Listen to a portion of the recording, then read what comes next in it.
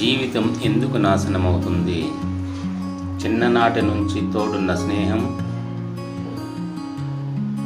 ఆపదలో ఆదుకునే బంధువులు, మనకు చేదోడు వాదోడుగు ఉన్న ఇరుగు పొరుగు, కష్టాల్లో చేయూతనిచ్చే తోటి ఉద్యోగి, ప్రాణంగా ప్రేమించిన ప్రేమ, ఎన్నో కలలతో తోడు నీడ పంచుకునే మూడు ముళ్ళ బంధం, ముక్కలు అయ్యేది మూడు మాటల వల్ల కాదు, మూడో వ్యక్తి మన మధ్యకి రావడమే. ఇన్నేళ్ల బంధాన్ని మూడో వ్యక్తి మాటలే చీల్చేస్తాయి,